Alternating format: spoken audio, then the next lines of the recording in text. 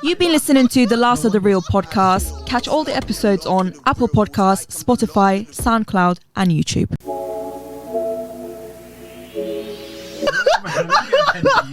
No, one book. And still, it's like I'm the last of the real. It's like I'm the last of the.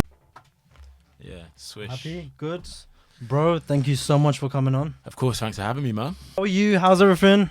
Mate, yeah, it's good. Yeah. It's good. Not in Atlanta anymore because that's where we shoot Doom Patrol. Mm. And Doom Patrol is officially finished. But you got a house there? Yeah, I do have some property there. You think I'm getting rid of it? Or No. I will keep it. I have 2 places there which are investment properties. So, is it? Yeah, the whole plan was that while I was shooting, I would basically live in it for half of the year, and then when I'd left, I would then use it for an investment property, and then it became really lucrative, so I got another one. And it's actually kind of better off not being in there because now I'm not there living in a place, and then my actual home in LA is just sitting there when I'm in Atlanta. So yeah, it's worked out. Now I'm both in making me money, and when I'm living in, I get to be at home and Yeah. Are you jet lagged right now?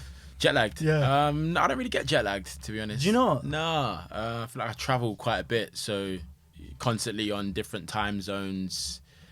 So yeah, no, I don't really get jet lag as such. Like when people come to LA, like when Percy will come to LA, Taff, and like they'll be, mad tired when it comes to like 7-8 p.m. But like I got in last night, I went to bed maybe like 2 a.m. That's actually on the right time, That's not bad. Yeah, no, but yeah, I was like, usually you would expect to fall asleep at like 6, but no, I don't. I just, I kind of try and time it as well though. When I'm on a plane, I sleep at a certain time that allows me to get to that country and complete that day before I end up getting really tired. Bro, I want to ask, I did this with Purcell, so I'm going to do the same with you. Okay. I start off by asking him 5 questions before we get into the nitty gritty. Okay. So the first one is, best 3 films of all time. Oh, best 3 films of all time. Not even genre. You just going out there. Yeah. Okay, cool. I would say my best 3 films of all time. I got to put The Dark Knight up there. Okay. Cool. Cool. So yeah, I'll kind of genre it. Like my best superhero movie of all time is The Dark Knight. The best. I would put Inception. Oh, you're a big Nolan fan. Yeah, I'm a big Nolan Okay. fan. Yeah. Inception. And I gotta go, my boy Will Smith. I gotta go Pursuit of Happiness. Purcell said that as well. Oh, is it? I think he said Pursuit of Happiness. Yeah, Pursuit of Happiness. Will Smith. That's the OG. That's. And is that the movie that you watched and like touched you the most? The one that you said, okay, cool, like this is what I'm gonna. Well, the one that inspired you to become an actor. Yeah, well, growing up on Will Smith was like, he was a huge inspiration for me, probably the biggest inspiration for me as an actor. And growing up watching Fresh Prince of Bel-Air, I was kind of like, I want to make people feel the way he makes me feel, and just the entertainment factor, just his swag, his like bravado, and all of that was just something that was really appeasing to me, and I wanted to venture down that same path. So sick. Second one is, who influenced you to become an actor? Will Smith. Will Smith. Yeah, Will Smith. Yeah, for sure, hands down. Yeah, that was what made me want to become an actor. Not Pursuit of Happiness specifically. Will Smith specifically, not Pursuit of Happiness, but Will Smith in his entirety of watching him growing up on Fresh Prince of Bel-Air and then seeing the transition. Like that was one of the big things even for me that made me, like, people would always say, oh, you can't do comedy and then venture into like straight acting or sci-fi or drama. It's like, yo, Will Smith did it with Fresh Prince, and then straight into, all of the films that he did. And so, it can be done. Did you like Wild Wild West? What's it called? Is it Wild Wild West? Wild Wild West, yeah. Wild West, yeah, it was cool. Yeah, it was cool. It's my least favorite Will Smith film. That's not my my most favorite Will Smith film. I Am Legend. I Am Legend is up there for me. That is definitely up there. That's Bro, do you remember when the trailer came out for that? The teaser trailer. It was just him. That was insane. Yeah. It was just him running away in the hallway, in a dark hallway. Yeah. And then just cut to the title. I was like, yeah. What is this? And he's shouting at the monsters and just going mad. Like, what is one actor you want to star alongside?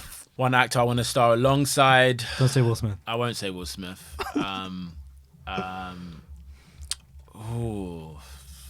and if it's not gonna be Will, then it would have to be Denzel. Yeah. Yeah, Denzel Washington. Sick. Yeah, Okay. he's the goat. He's up You know there. what I mean? Like Will was like my. Yeah. But Denzel is like, okay, Mr. Denzel, like, how do we do this? You know? Yeah. What's the one thing that people find out about you and they tend to get really surprised by? One thing that you do and you're like, whoa, I didn't know Joivan did that. Oh, that he did. What does one thing Joivan do? Okay, people get a little bit shocked when they hear me sing sometimes. Yeah, I would say. Yeah. Oh, you do sing. Yeah, well, I say I don't sing, but I can sing. And how come you don't do that more often? I don't know. I just not like it wasn't my first love. Acting was my first love, and I've sung in convolution with acting. So like with Man on the Wall, we had like a whole mixtape series where I would sing and rap. And then I did a stage show called Rudy's Red Records with Lenny Henry, and I sang a ballad in that. Sam Cooke, Change Gon' Come. And yeah, outside of that, I haven't really sung. There's a musical episode in Doom Patrol this coming season. Sick. And I sing a lot in that. Oh, that's sick. Yeah, so that'd be fun. So yeah, I haven't really used it. My whole family is like very, very music orientated. My dad and my uncles, they were in a gospel group growing up.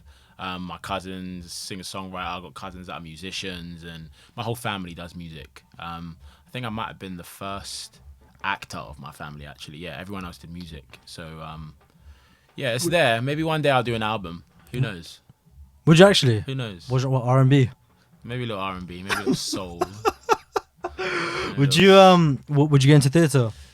Theatre was I started in theatre. Yeah. Theatre was. You mean would I go back to doing theatre? To do theatre? Yeah. 100%. Theatre is the first love of any actor. Yeah. Well, depending on how you grew up.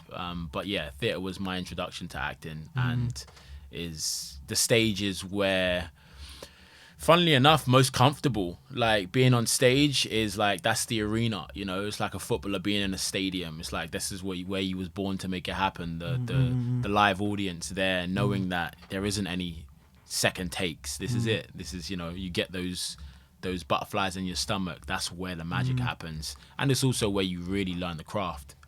Which one do you prefer, theatre or screen acting? Oh, they both offer two different things. It's not. I don't prefer either one. They both have their pros and cons. Like in terms of like being immersed in the thing, stage is where it's at. But then in terms of reach and being able to have so many people see your work, screen is where that's at. And the kind of whole production of film is, with the soundtracks and all of that, which is what accompanies a film, is beautiful. But storytelling, point blank period, is my first love. You got in your family, like everyone's so talented. You got like DJ Montel, you got Jazz, you got Jay as well, you got Varun as well. Like, where does that talent stem from? Like, all of you are talented in various different ways. Yeah. Where does that all stem from? Generation before us and probably the generation before them. You know what I mean? Like I didn't really see like my grandparents in their shining armor and glory of like performing arts per se, but my parents and my uncles and their parents must have got it from somewhere, which would have been our grandparents. But then my dad and my uncles, they used their gifts in order to create way for themselves, as I mentioned about them being in a gospel group, the Wades, and was a really, really successful gospel group. And off the back of that, those gifts and talents, and my older cousins, they would be with my dad and uncles when they were younger, and when they were touring. So they would be a part of that musical journey with them and see and connect to that. I was a little too young at that time, but and that's probably why I didn't get into music and went into acting. But yeah, we get it from our parents and then probably from our grandparents before that. And you also want to become a baller, but that didn't happen. Was it just like you weren't really? It wasn't the right path for you, but you wanted, or was it between acting and football? Was it a bit it was you can only pick one and pursue one heavily, and what do you enjoy the most? And for me it was acting. And it's funny because when you're at that age, you look at football and you're like, this is the alpha omega, this is where it happens. You become a footballer, you can make tons of money, you know what I mean, And at that point, you didn't have all of the prolific stars from where we're from anyway, in Hollywood, etc. So it was kind of like going off on a whim. I was, looking at Will Smith like, well, I want to do what that guy's doing, and I believe I can do that. At that time, we didn't have all of the greats that we have now from the UK, Idris Elba, etc. Killing it in the way that they are now. And so it was a bit of a gamble, but it was something that whatever I put my mind to, I can achieve. And if I decided to, go and crack on and pursue football, then I would have made it as a professional footballer. And if I decided to crack on and pursue acting, then I would have made it as an actor at the highest level. So I just did what I enjoyed the most, and what I felt like I wanted to do for the rest of my life. And hence why I'm here now. Yeah. Why acting? Why acting? I was born to do it. It's part of my purpose. It's an undeniable feeling, and it's something that I can't help but feel at my point of peace in life when I'm pursuing it. I don't have a choice. And if I had a choice and I used that choice, then I would be going against the grain and doing something that wasn't natural to me. And I believe that part of my purpose is to help people to escape, to see and inspire a better life for them. And storytelling is a perspective that allows people to do that, and is a gift that I've been given. And when you're given a gift, then you have to use that, and you have to exploit that to the best of your abilities to make sure that you can help those that you have touch or have reach with. So that's why acting. I don't have a choice. I just love this so much that I wouldn't be happy doing it. I can feel that passion. Yeah. Congrats on Doom Patrol. Thank you, bro. I just want to ask, how did you manage to secure that role?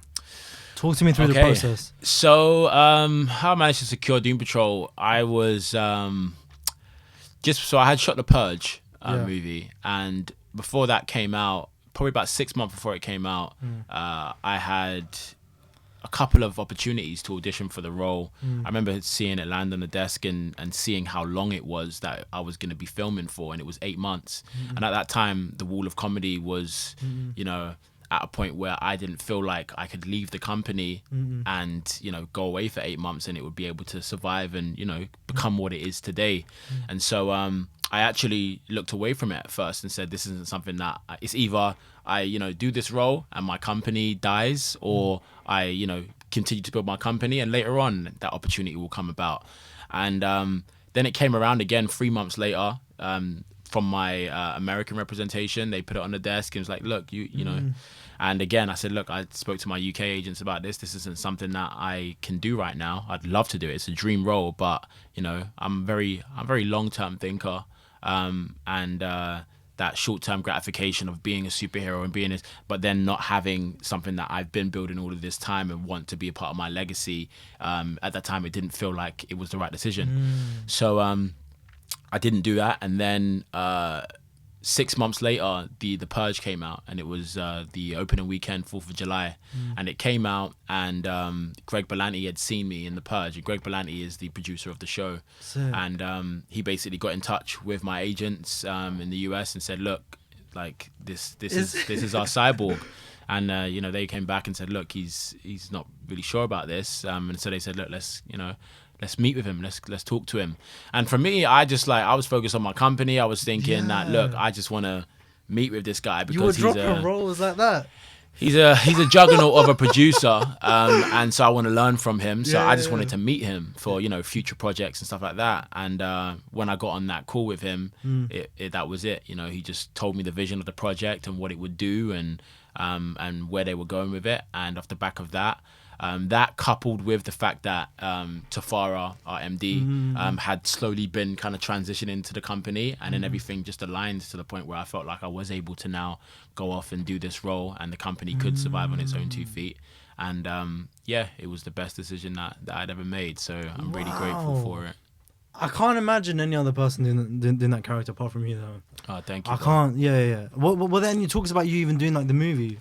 There was I had spoken to them about, I want to be in movies. I want to, like, this is what I want to do. And I remember Greg saying on that call, well, this is what's going to lead to, you being a movie star and transitioning into that world.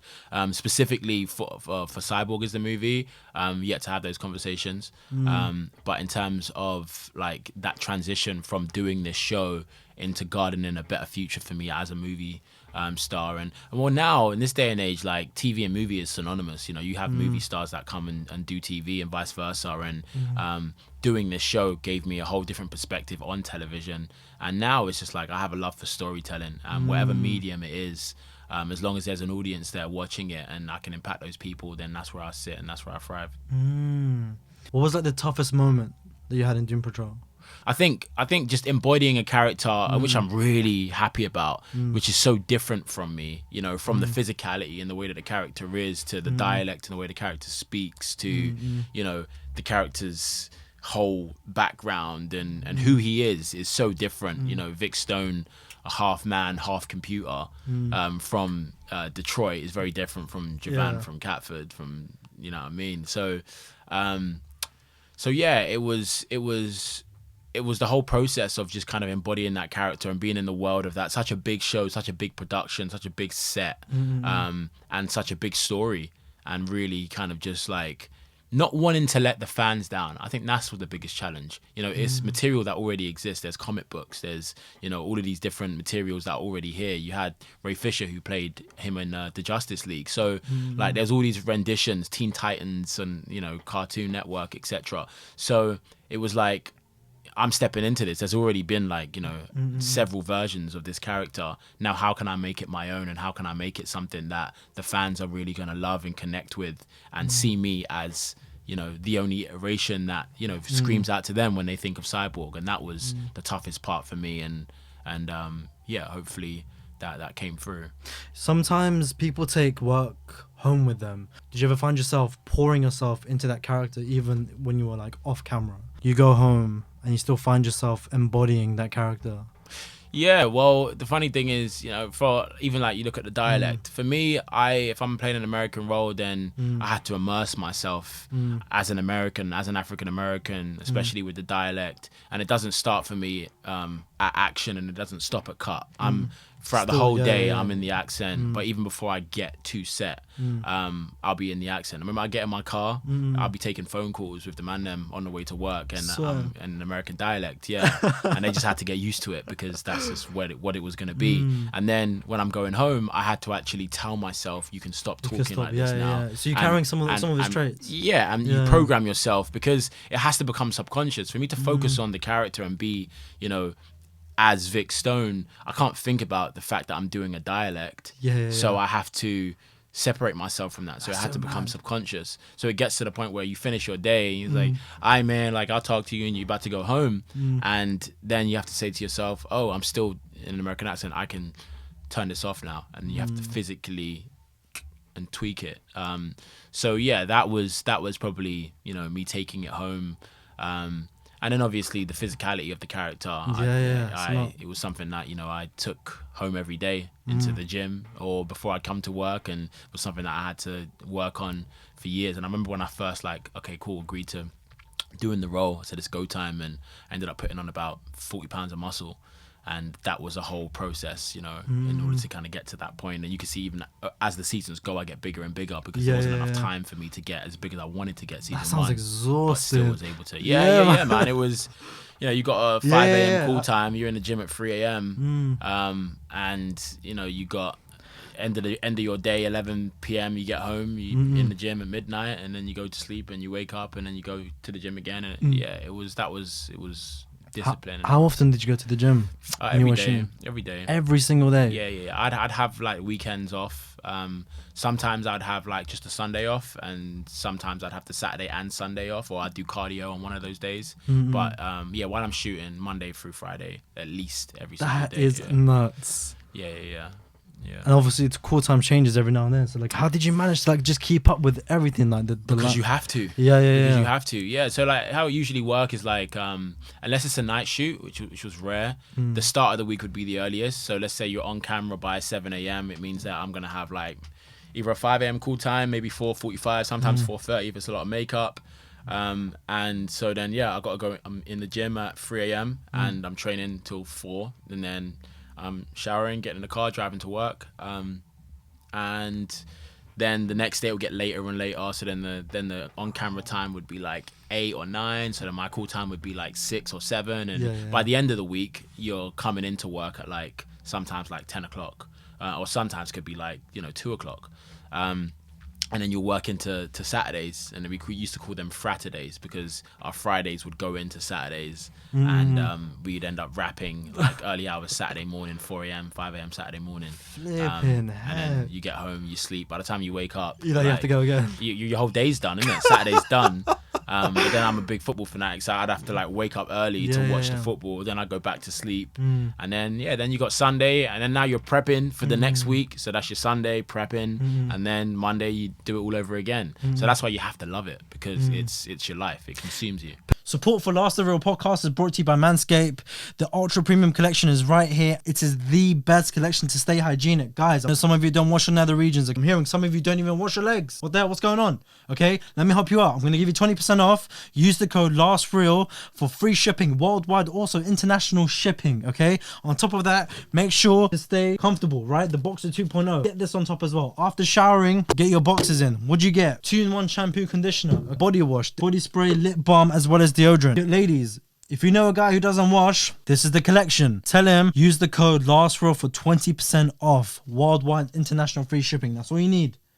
Thank you. Purcell told me that when he's on set, when it's not his time to be on set, like his method before actually going on set, so he puts on the candle or reads a book or something. Like, what's your method of? I'm called to set. I'm, go in my trailer. And first of all, I'm praying and just kind of praying for the day ahead, praying, for God to be with me across every line, every action, every scene. And I really just kind of take each scene, lay each brick as perfectly as a brick can be laid, lay each scene down and try not to think about the kind of overarching project and just kind of focus on that scene.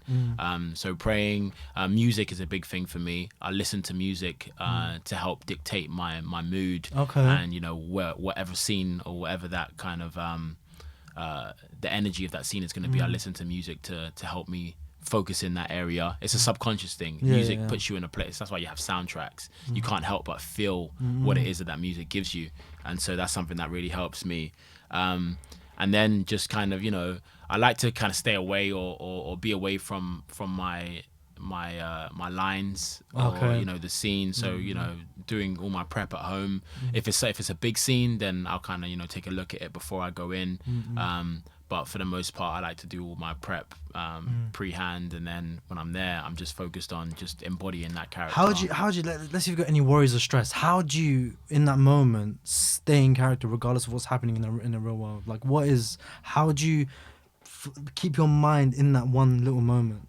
Because the character doesn't have any stress. But you as an individual. But the character doesn't. Okay. So long as I'm embodying that character, then there is nothing no else matters. Nothing else matters. Yeah. And that's the complete separation that has to be maintained at all times. Otherwise, I'm acting, and you don't want to be acting. You want to be being and doing and living.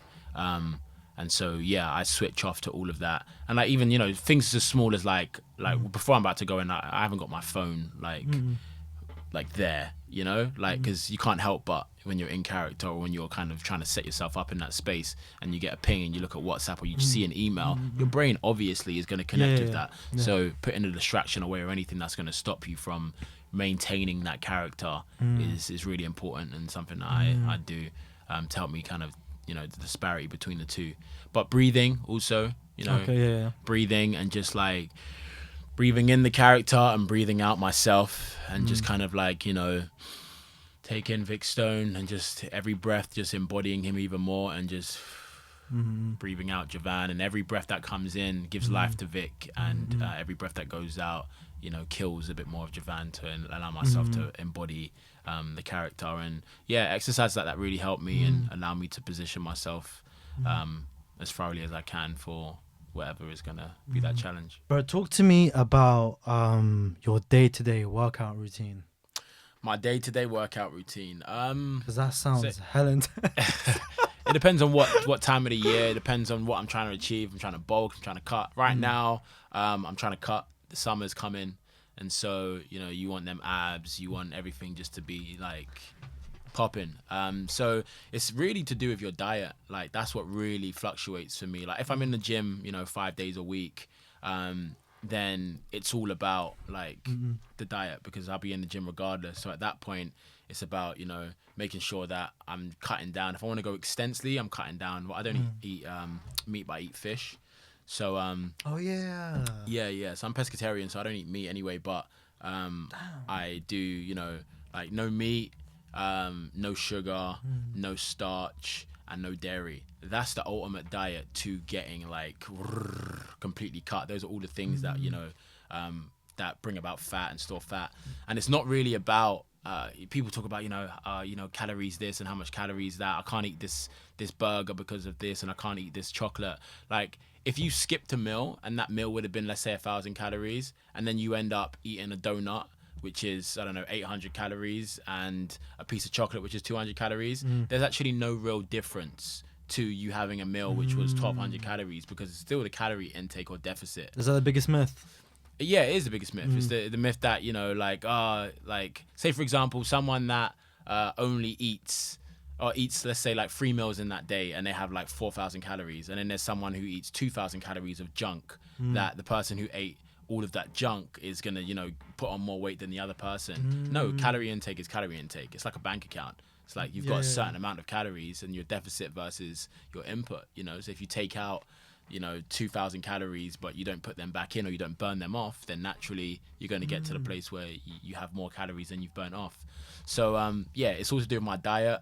And then if I'm trying to bulk up, then I'll just lift heavier weights. If I'm trying to cut down, then I'll lift more weights but a lighter weight. And I'll do a lot of body work, a lot of kinesthetic work, and also making sure that I'm getting my cardio in. So like playing football, or I play a lot of squash. So playing squash, playing football, hiking, anything that, you know, is going to burn that calorie and yeah, keep the heart rate up. What if you got asked to do a role where you had to put all that weight on? What do you mean, like just yeah? Then if the role was something that I wanted to do, then yeah, I'd put the weight on. We're talking Kristen, mate. Yeah. When it was the pandemic, I put that weight on just like voluntarily, you know what I mean? Like it was like off-season Doom Patrol, I was going ham. Yeah, I was eating, I was enjoying life, you know what I mean? I was drinking cocktails and all of that, and putting on that weight. So if I'm gonna do it for free, we're talking Kristen Bell from Vice. Yeah. If it's all about the role, man. Like if it's a role that like is something that I really want to do, then I would put the weight on. And also now with the technology that you've got, like you know, you can make it. You can put on that weight. It's like Brendan Fraser in his new movie, The Whale. Yeah, it's like, you know, like with the dude on Doom Patrol, like he's not huge, you know. So it's something that can happen, but you'd want to see that weight in the face, of course. I'd eat a donut or two every day just to, you know what I mean, get it up. But it's not if they ask you to put on that weight, it's not really about eating junk. It's the specific types of food that you have to eat. Well, it's just calorie intake. Just eating a lot of calories and not burning off, you know, like a lot of carbs, a lot of things that just kind of like slow your metabolism down as well. And there's ways to go about it. And you know, there's people that are trying to learn what it is that allows them to do it, and that's why after all of those years now, 4 years of training and, you know, doing what I've done and going from where I was at physically to where I am now, it's like, look, I want to try and find a way to be able to, you know, impart this on other people and help other people to, you know, grow in their fitness journey. Hence, you know, I've actually got this on today. Hence, you know, Wade's workout with Train Never Hard. So, sick. Yeah, man. Yeah. Talk to me about working with Brendan Fraser. Oh yeah, it's a dream, isn't it? Yeah, really? Like, you grow up watching the man, and like from The Mummy to George of the Jungle to all of these films that you just, as a little boy, watching, you know, and then he's your co-star, you know. That's like mad. You're Joivan, I know deep. Yeah. It's amazing. It's amazing. These are some of the things that make you feel. You know, just it's why you do it. You know, because that can happen, you know. So it's a dream. He's such a beautiful human being, such a lovely man, and just all of the accolades and everything that he's getting now from all the work that he's been doing. I'm just so happy for him, and he truly deserves everything that he's getting. Because he's just an amazing human being, and you don't say that too often because there's not many of them, but he is.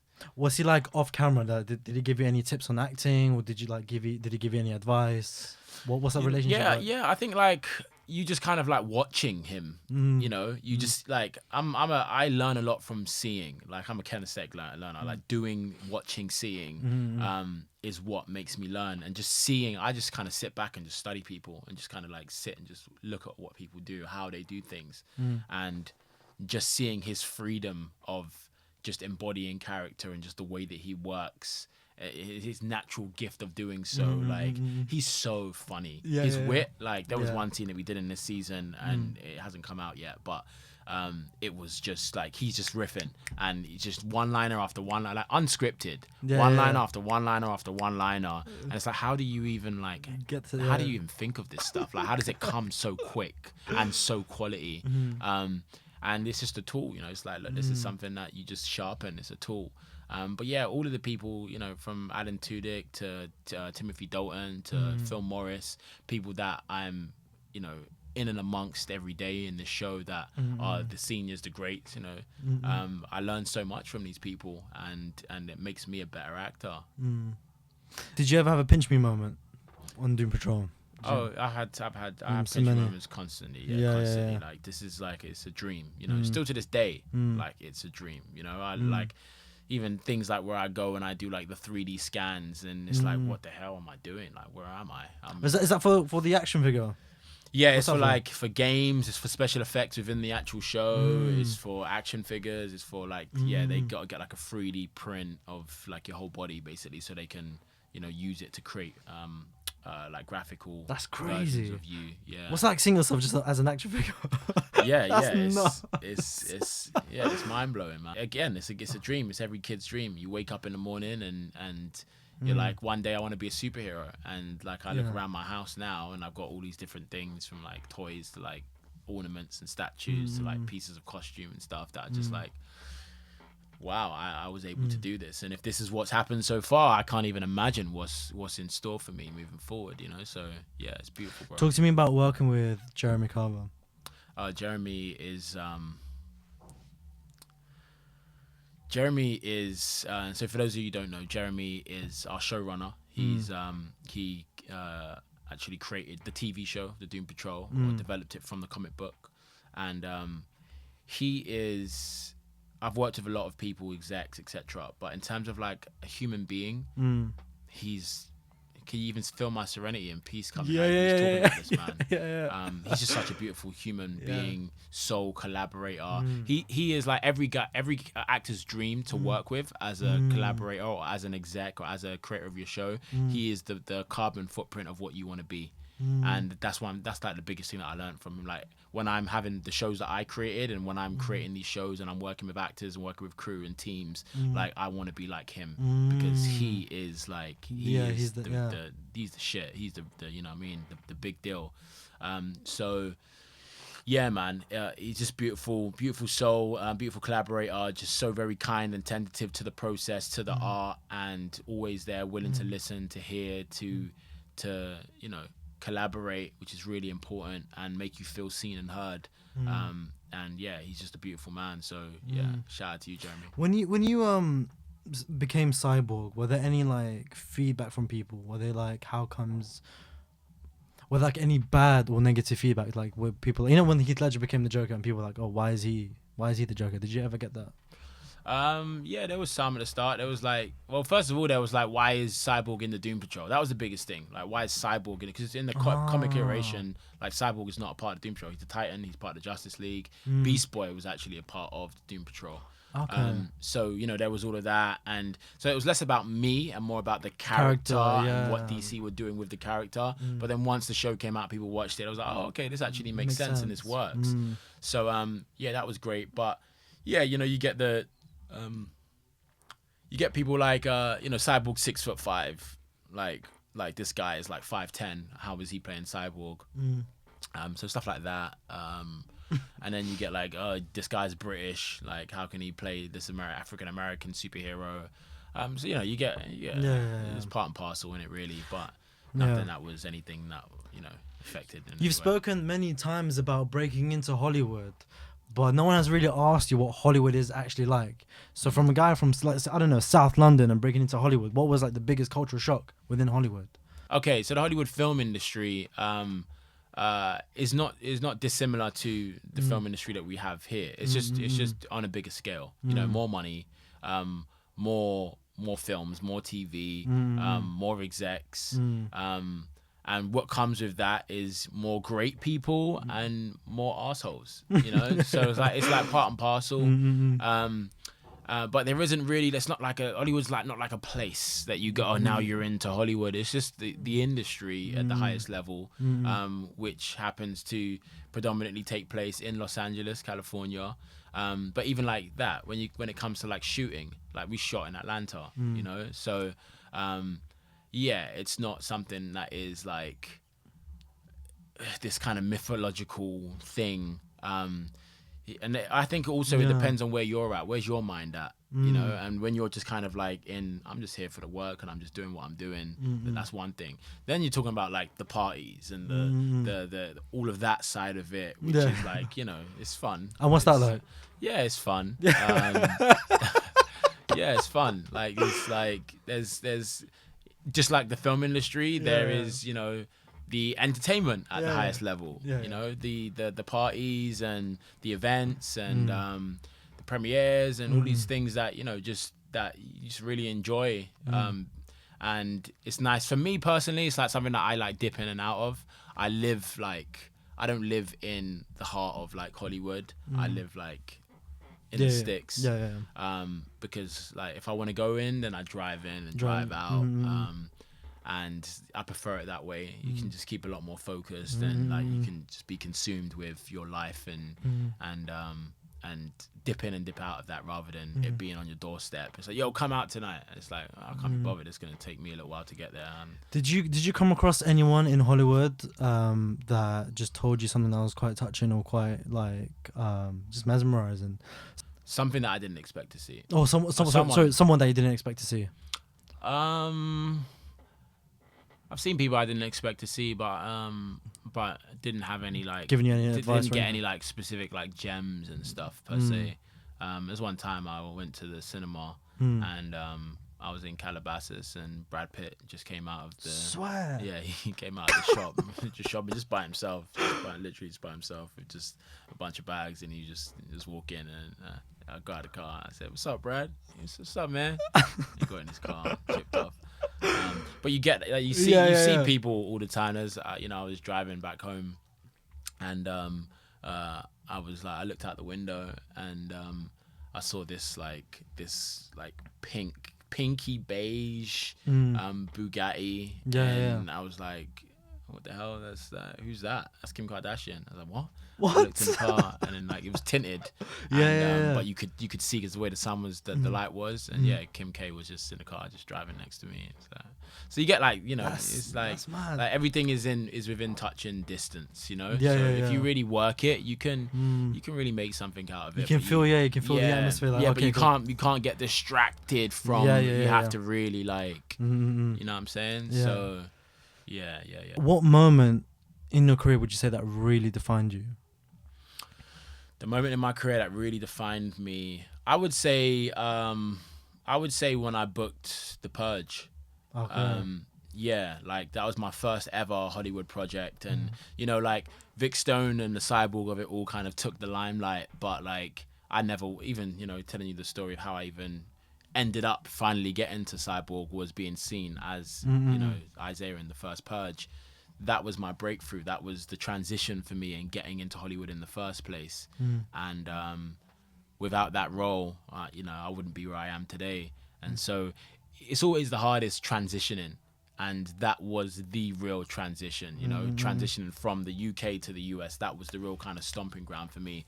And Gerard McMurray, I just have to give a shout out to him. He was my director on The Purge, and someone that fought for me hard, because I had like, I got a whole video on YouTube where I talk about the whole visa issue that I had with getting a visa and nearly not being able to do that role. And so as a result of that, he was in my corner fighting for me, like not willing to give up on me when the execs in the studio were, because it was taking so long. And that was a real defining point in my life, in my career, in my faith, and in my transition from the UK to the US, and what started everything for me, transitioning over to that side of the pond. So, yeah, man, that was the most defining moment of my career. What role would you like to see yourself playing right now? I really want to do some of my own stuff. Like I've got movies that I'm writing at the moment. Okay, yeah. And I'm a big sci-fi fanatic. I love sci-fi. I love grounded sci-fi stories that you look at and that are like just grounded in a world that exists today, but with elements of future or of things that we are looking into, or a perspective that is going to happen tomorrow that we're not yet thinking about. And a lot of my ideas and stories and things that I'm developing are in that world. So I'd love to do some of my own projects. I'd love to push on, do some animation. I love animation. Okay. And would love to do some animation in the future as well. And you know me, bro, like I'm like, or if it's not, I'm not going to wait for someone to give me these roles. I'm going to make them. And I'm going to cast myself in them and produce them myself. So yeah, all of the things that I want to be doing and that I'm in or involved in, I'm already creating for myself and trying to push forward. And if someone else comes, another filmmaker that wants me to be involved in their project, then great, and I'll do that. But I'm not counting on that or waiting for that. What kind of animation? I'd love to make on two levels, a TV show, which is a British animation. Okay. There's no real like British animation, and then further to that point, Black British animation. Like we got all these Family Guy, South Park. Oh, that kind of animation, yeah. But we don't have like what's our animation? What's our UK? We don't. Yeah, what is our Family Guy? We don't have that. Do we have that? What is our anything? What is our animation? Yeah. Our like TV show animation. Why don't we have that? I don't know. I have no idea, and I still don't know. I don't know. I have no idea. Maybe you can tell us. No one's done it. No. So yeah, like that is something that is I'm really passionate about, and also like film. I want to do animated films at the highest level, at studio level, and so yeah, any of those two worlds I welcome and will be happening in the near future. So I'm looking forward to that. But I want to know, how often do you like reject scripts? Reject scripts? Yeah. You mean like auditions and stuff? Auditions, yeah. How often does that happen? It happens often. Yeah. If it's not something that, let's say for example, I get sent 10 scripts. Yeah. I would say out of 10, maybe like 4 of them, maybe like 4 or 5 of them will be ones that I don't want to read for. So like I'd say like 50% of them. Like I don't read for things that I don't want to do. You get some actors who like every opportunity that comes, they will put themselves in front of it. But if I don't want to do it, then why am I going to audition for it? Because then I'm going to audition for it, and if I get it, then I'm going to be like, oh well now, and then you're going to ruin relationship with casting directors, and it's like, well, I always put myself in the shoes of the person giving me the opportunity. Well, then why did you read for it, Amir? If when you got offered it, you wasn't going to want to do it. That doesn't make sense. And now the whole team is like, yeah, we really want Amir to do it, and then he doesn't want to do it. Now I don't think I'm going to offer you anything in the future, or the next time you get an audition, I'm going to be like, well, does he actually want to do it before we even send it to him? I'm not into that. So unless it's something I really want to do, then I won't tape for it. And if it's something that comes straight to me, if it's not something I want to do, then I won't do it. And I think that for me is the way to go, because I only want to do work that I love and that I can see myself being involved in long term.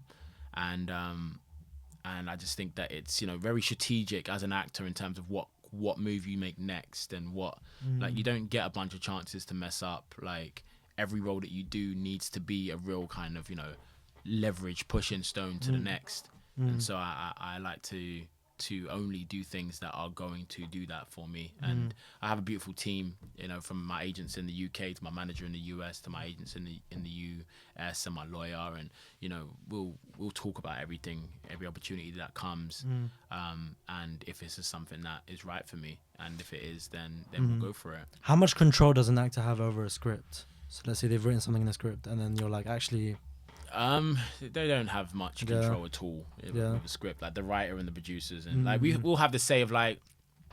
All right, one thing I will say is that as time went on with Doom Patrol, like the writers were very keen on listening to what us as actors had to say because we're living these characters, and so the writers almost start writing, lending to you as an actor or to your version of that character and how he would say things or what he would say, and and there will be times where I'll be like, I don't feel like Vic, he's not. This is not where he's at right now, and I have to be justified or feel like if I'm gonna say this because I have to believe it, right? So if I don't believe it, you need to help me convince myself as to why this is so I can justify it. And if I can't justify it, then I won't say it because it's not honest or I won't be in that position. So, we don't have a say-so in that regard, but we have a say-so over our character. Text and script and dialogue is a part of our character. So, like, at that point, a good director or a good storyteller will give you ownership over that. And it's a collaborative process. Once you get a script as well, like, how do you prepare for it? Do you lock yourself in a room, or do you have like a scene partner that you go to, like a go-to scene partner?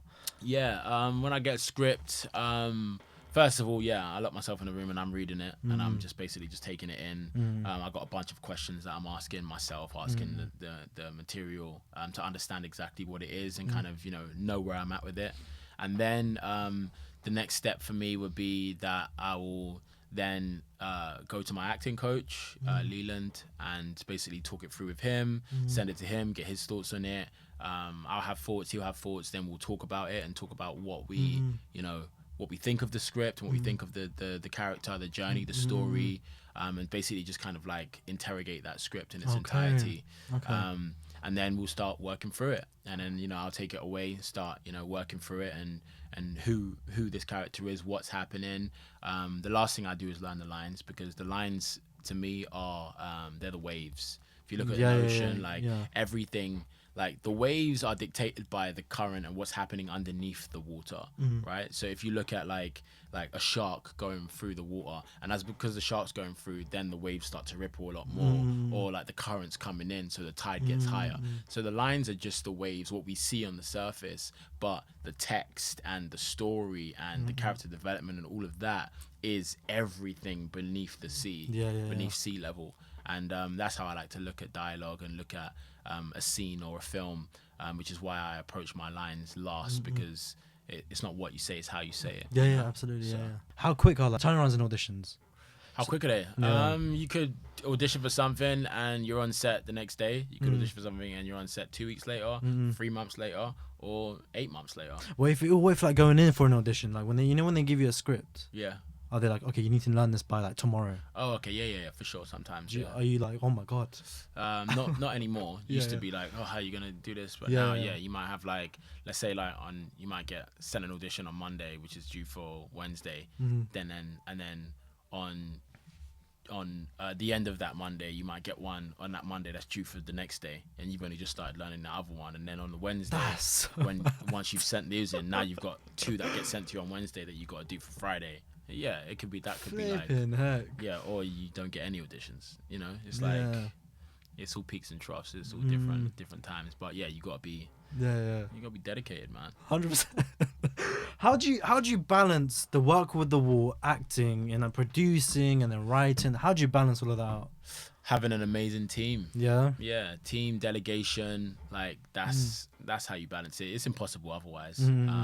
Having an amazing team, obviously having partners Percy, having Taff, and then our whole team doing everything that we're doing on a day-to-day basis. So the wall now at this point kind of takes care of itself. Everyone knows their roles, everyone knows what they're doing, what it is, and we're just able to kind of navigate in that space.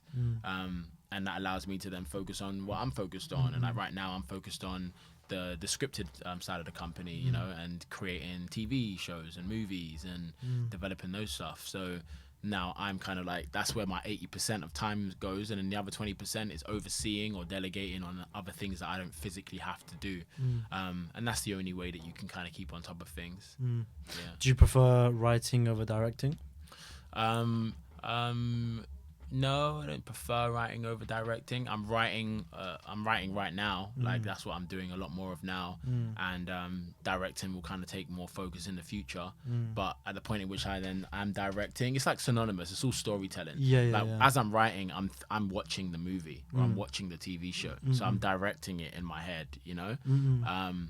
And you're basically just writing down what you're seeing. So that's what a filmmaker is doing. They basically have seen the thing that you've watched in the cinema like years before you've watched it in the cinema, and they have to then take that picture and recreate what's in their mind so that you can actually see what was in their mind the whole time. And so they're directing it, they're writing it, they're, you know, that whole vision, casting, everything.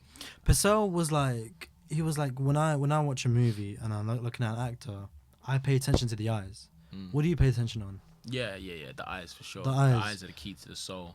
That's what. That's is- crazy. When I watch that, I don't. But you wouldn't realize it. So how would you know? Like that is the key. Because as an So- actor, you know. You just As an actor, you know that is, you know, that's where it is. It's like when I'm acting, I'm looking you in your eyes because that's the most truthful source that I get. That's where we can lose ourselves in the character, you know. And I'm not looking at anything other than your eyes, and that's where we connect. And so I think that's just like an antidote because being an actor, you then. That's what you know it to be. You then watch a performance and you're watching the eyes because that's where you're telling the truth or not. That's where I can see if you're lying or not. Yeah. And who do you think is good at like doing that? Who do you think is like what actors you look All at? the great actors. Yeah. Like if you're a great actor, then that's what you're doing. You know, and you're notorious in doing that. Yeah, it's just kind of like a blanket rule, really. That great actors they're here. Aside from, let's say, work, let's put work to the side. Outside of work, what do you do on like a day to day? You go out, you go like to the gym and stuff, but what else? I watch a lot of football. I watch a lot of sports. Football, boxing. Now, but in the US, I watch quite a bit of basketball too. Okay. Did the US put you onto that when you first moved there? Yeah. Like I wouldn't watch as much basketball. Like the big games I'd watch, but then now like just kind of regular games I watch or I'll go to games, and sometimes NFL too. So yeah, sports, like that's a lot of my background and upbringing. Watching a lot of sports. I go to the movies a lot and watch films, and then I like doing stuff like bowling. I love bowling. Going bowling tonight. Good. What else? I like hiking. I read a lot. But more so audiobooks. Like I listen a lot, should I say? A lot of personal development, motivational things that help me in life, mindset. Things to do with money, anything that basically just edifies me and helps me become a better human being. Before we wrap up, I just wanted to ask you as well, if Rapman was to ever bring back Shiro's story, would you do it? Oh, of course. Yeah? Of course, yeah. Do you reckon it will happen? Yeah. I think I'd never say never. I think it's something that... Really? Yeah, man. I feel like the story's not finished, innit? And I think if this was brought back in 10 years' time, it would be something that people would still watch. And people they're invested in this story. They want to know what it is. I'm invested. I want to know what it is. I think he's even invested. He wants to know what it is. Yeah. You want to close every chapter that you open. Absolutely, so, Yeah, who knows? Cool. Bro, anything else? Anything to look forward to during the year? Any upcoming projects that you want to mention? So we got the second half of Doom Patrol coming out, the other 6 episodes. There's I got 2 other projects that are coming out, but I can't talk about them yet. So, it's annoying because I want people to know about them. But yeah, stay tuned because I got 2 other projects coming out this year, and also working on something on the ground with Percy in terms of like something to produce and put out online. Hold that space for that as well. And now that Doom Patrol is over, I've got some more time to be able to invest in these projects and really get back to the heart. So yeah, man, looking forward to it. Bro, thank you so much for coming on. Thank you, bro. I appreciate you. Appreciate being there, man. All the best. I'll see you soon. And well done, mate. I appreciate it. This is great. I appreciate it, man. Thank you so much.